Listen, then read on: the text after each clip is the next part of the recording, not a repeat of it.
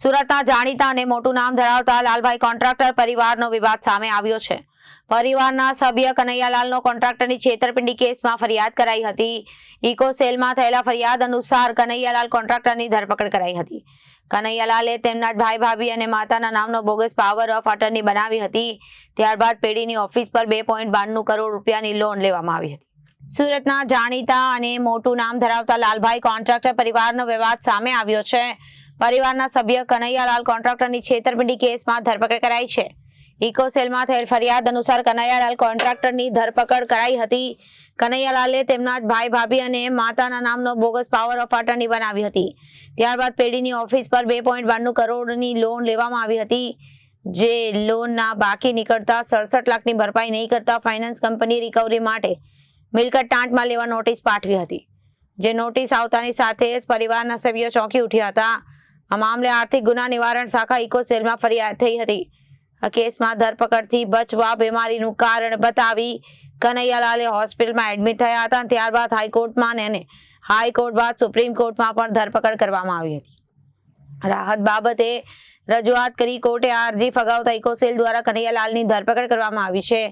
કનૈયાલાલ દ્વારા કોની પાસે ખોટી પાવર ઓફ અટર્ની બનાવવામાં આવી હતી તે બાબતે હવે તપાસ થશે અને જવાબદાર અન્ય લોકો સામે પણ પોલીસ દ્વારા કડક કાર્યવાહી કરવામાં આવશે. એક ગુનો ઇકોનોમિક ઓફેન્સીસ વિંગમાં દાખલ કરવામાં આવ્યો હતો 24મી ઓક્ટોબર 2024ના રોજ.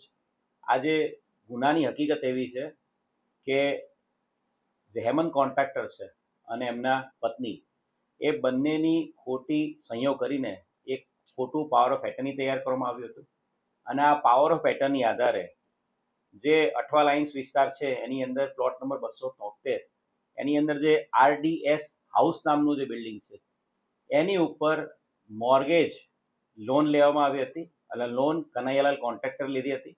અને લોન લેવા માટે જે દસ્તાવેજ આપવામાં આવ્યા હતા એ આ ફોર્જ પાવર ઓફ એટર્ની આપવામાં આવેલી હતી.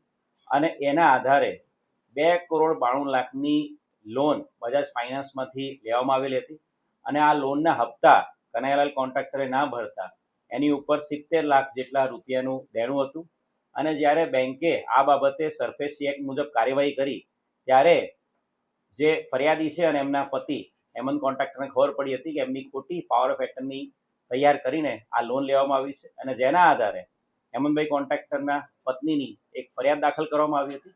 465, 467, 468, 471, 420 મુજબનો ગુનો દાખલ કરવામાં આવ્યો હતો.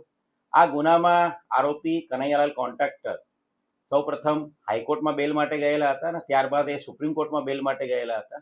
સુપ્રીમ કોર્ટે તાજેતરમાં એમને આપેલી વચગાળાની તમામ રાહતો રદ કરી નાખી છે. અને સુપ્રીમ કોર્ટે એમની આગોતરા જામીનની અરજી છે એને પણ ડિસ્પોઝ કરી દીધી છે.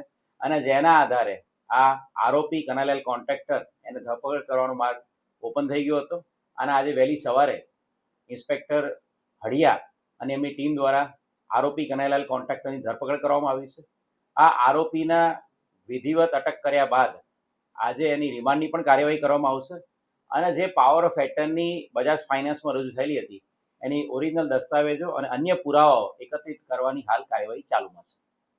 સર, અત્યાર સુધી શા માટે ડોક્યુમેન્ટ્સ પોલીસ દ્વારા કલેક્ટ નથી કરવામાં આવ્યા? 1 વર્ષ જેટલો કેસ થયો. આ જે આરોપી છે એની પાસેથી ફક્ત ને ફક્ત એની જે ઓરિજિનલ પાવર ઓફ એટર્ની છે એને ક્યાં મુકાવી રાખી છે એ બાબતે જ પૂછપરછ કરવાની બાકી છે. અત્યાર સુધી જે આરોપી છે એને હાઈકોર્ટ અને સુપ્રીમ કોર્ટ, હાઈકોર્ટમાં રાહત નથી મળી પરંતુ એને સુપ્રીમ કોર્ટમાં રાહત મળી હતી. અને રિસન્ટલી એને સુપ્રીમ કોર્ટ દ્વારા એની જે રાહત આપવામાં હતી એ વિડ્રો કરી દેવામાં આવી છે. અને એની જે પિટિશન હતી આગોતરાની એ પણ વિડ્રો કરવામાં આવી છે. એટલે વિધિવત આરોપીની ધરપકડ કરવામાં આવી છે.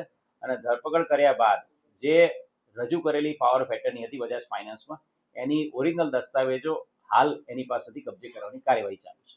સર, એની હેલ્થ કન્ડિશન જોતા 140 કિલો વજન છે, મલ્ટિપલ ડિસીઝ છે, તો એનું મેડિકલનો ઓપિનિયન શું આવ્યો છે?